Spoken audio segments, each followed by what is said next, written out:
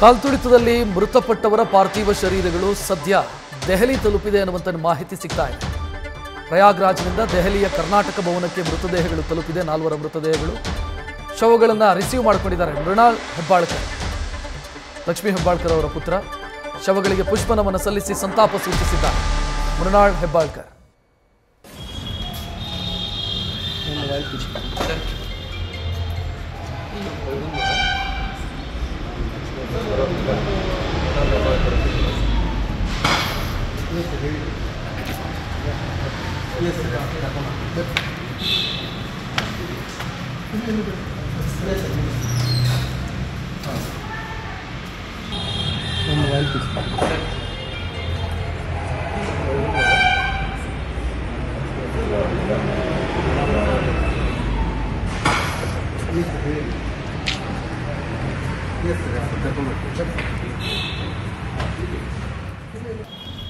ಕಾಲ್ತುಳಿತದಲ್ಲಿ ಮೃತಪಟ್ಟವರು ಕನ್ನಡಿಗರು ಒಟ್ಟು 4 ಜನ, ಒಟ್ಟು 30 ಮಂದಿ ಮೃತಪಟ್ಟಿದ್ದಾರೆ.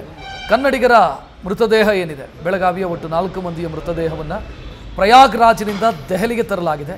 ನೋಡ್ತಾ ಇದ್ದೀರಿ, ದೆಹಲಿಯಲ್ಲಿ ಅವರ ಮೃತದೇಹ ಬರೋ ಸಂದರ್ಭದಲ್ಲಿ ಮೃಣಾಲ್ ಹೆಬ್ಬಾಳ್ಕರ್ ಕೂಡ ಇದ್ದರು. ಮೃತದೇಹಗಳಿಗೆ ಅಂತಿಮ ನಮನವನ್ನು ಕೂಡ ಅವರು ಸಲ್ಲಿಸಿದ್ದಾರೆ. ಕರ್ನಾಟಕ ಭವನ ತಲುಪಿದೆ ಸದ್ಯ ಪಾರ್ಥಿವ ಶರೀರ.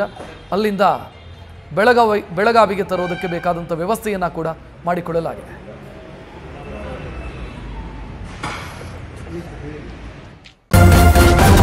ನ್ಯೂಸ್ ಫಸ್ಟ್, ನಿರ್ಭೀತಿಯಿಂದ ನಿಮ್ಮ ಪರವಾಗಿ.